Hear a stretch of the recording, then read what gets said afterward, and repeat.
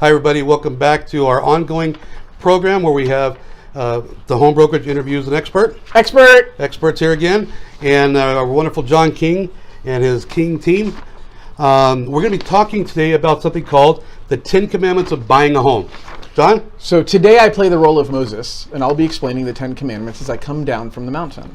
So I'm going to take commandment number 1. Commandment number 1, thou shalt not change jobs, become self-employed, or quit your job. So the key to that one basically is we're worried about consistency of your income. It's okay if you're self-employed, it's okay if you change jobs, but you tell me about it before you make any changes, because some changes don't matter, some changes do. So just have a conversation with us before you change anything about your employment situation. If you're self-employed and you change from one corporate type to another, that all can matter. So talk to us before you make any changes. Amen. That's number 1. John, what's number 2? Number 2, thou shalt not buy a car, truck, or van, or you may be living in it. If it's a nice van, maybe that's a good idea. That's okay. Well, tiny homes are a big thing. Tiny homes are a big thing, but the truth is you want to register with the county recorder's office, not with the DMV. Right. So I'm thinking that we want to buy something that is real estate. So the key there, I have people all the time that call me and say, hey, John, I want to buy a car, but everybody says I can't. And I said, let me take a look. Well, you've got 800 credit score, and you make really good income, and your debt to income ratio is really low. So buying a car for you is no problem because you can afford the payment, and it's not going to harm your credit score by having that new account added. So for that person, no problem. For someone else, it could destroy our ability to qualify you. And so absolutely talk to me before you buy a car, truck, van, boat, jet ski, quad. Furniture for the new house. Furniture for the new house, absolutely. Yes, that happens all the time. Exactly. And that leads us right into number 3. Thou shalt not use credit cards excessively or let your current accounts fall behind. Okay, so this has something to do with what's called utilization. So utilization is the percentage of your balance on a credit card compared to your credit limit. And so that can significantly impact your credit score. When you buy a home, even if you come and meet with me today, we get you approved, and tomorrow you go out and you get an offer accepted because John is amazing at finding you a home and get something accepted tomorrow. The truth is that credit report won't expire. I won't need to pull a new credit report. So people think, oh, then cool, I can charge up my credit cards. No, because the system has outsmarted you. They've created a requirement where within the last 7 days of the funding process, we have to re-pull your credit report. The great news is I don't look at your credit score again, so we don't have to worry about changes to your credit score. But we absolutely see if you applied for credit, we're going to see the inquiry on there. Yeah. If you charged up your credit cards, we're going to see the higher balances. Here's the crazy thing. If you paid down your credit cards, we're going to question that because maybe you spent the money that we were showing you had for down payment or for additional savings after closing. So even making big payments to pay down your credit, you think might be a good thing, but you're breaking one of the commandments if you change your balances significantly. Absolutely. All right, number 4. Which leads right to number 4.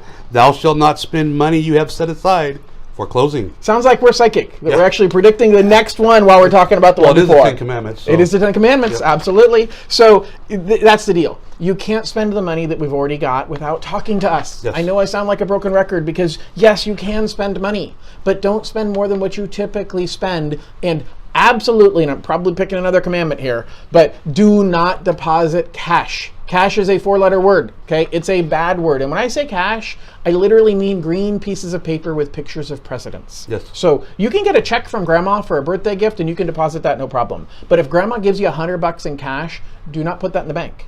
Now what you can do with that is you can use that to buy groceries, and that's $100 less that you took out of your bank account because you didn't use the money in your ATM to buy those groceries. Exactly. Perfect. All right. Which one's next? Number 5. Number 5, it's me. Thou shalt not omit debts or liabilities from your loan application. Don't lie to me. We'll find out. Guys, here's the deal. My industry has been blamed for collapsing the global economy. 10 years ago, we didn't care about anything, and that was wrong. And the truth is we now check everything and then we double check it. It's kind of like Santa, you know, making a list, checking it twice, gonna find out if you're naughty or nice. So we've got a lot of ways that we will see information. So if you have a debt, tell me about it. Don't omit information because we're gonna find out. We've got fraud reports that look up this kind of stuff. Talk to us and tell us everything. We can solve any problem if we're aware of it. Exactly. Perfect. All right, number 6. Number 6. Now, we covered this already. We did. But thou shalt not buy furniture. Yes. Not until after you have the keys. Okay, you can furnish the home. Absolutely. We're happy to have you furnish the home, but do it after you have the keys. Yep. Okay, Do not do it first. That is the line of demarcation. Once you have the keys, we're done with the loan.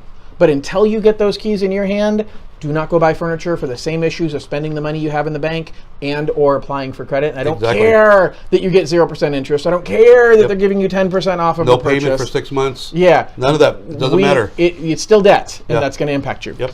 All right, number 7, thou shalt not originate any inquiries into your credit. So again, same thing we've just been talking about. Don't go apply for anything until you talk to me. Again, I'm not trying to scare you. If you need to apply for something, give me a call. Yeah. Often it's not a big deal, but sometimes it's a huge deal. It's just the communication. Yep. Which is our next thing. Thou shalt not make large deposits without checking with your loan officer. And putting it in my bank account. Yes. Or no. Put it in mine. Right. Don't put it in No. That's the deal, guys, is you deposit large amounts, we have to see where that money came from. Don't move money from one account to another. People think they're simplifying it for me. And they'll say, oh, you know what? I have money in 4 different banks, and so I'm going to make it easier on John and move it all to one bank. Guess what? Now we not only have to prove that new bank, but we have to prove how the money transferred from all 4 of the other banks. Paper trail for everything. Absolutely everything. Yep. Perfect. All right, number 9. Thou shalt not change bank accounts. This is crazy. We're like predicting It's almost this like stuff. you know this stuff. Almost like I know this stuff. So don't change bank accounts. That doesn't make it simpler. Again, follow the rules will help you get to the finish line. And last but not least, thou shalt not co-sign for anyone for anything at all, period, without checking with John first. Guys, that's a really big deal. You are obligated on that debt, and so if you co-sign for somebody, I have to count that bill as if it's your own. And often the only way that I can prove it's not yours is if I've got a year's worth of checks proving that that other person made the payments. Guess how long it takes to get a year's worth of checks? A year. A year. Yeah. So if you go out and co-sign for someone, months. Yeah, exactly. You may not be able to qualify for a home if that debt puts you over the qualification guidelines. All right, so we've covered 10 commandments and probably a couple more side commandments because we're just that way. Absolutely. But hopefully this has been helpful. Absolutely. Hopefully you guys have really gotten a lot out of this. When you're in an escrow, you're getting ready to buy a home, all of that, do not make any drastic changes to anything in your financial life at all, period. At all. It's that simple. Make sure you understand it. If you have any questions at all, you can call me or you can call John at. Best way to reach us is my office at 209-910-4019, or you can check us out online at johnloanking.com because loan's my middle name. Anyways, thanks again for watching. If this has been helpful, please like and share. You never know which one of your friends is ready to buy a house today. Thanks, and make it a great day. Thank you.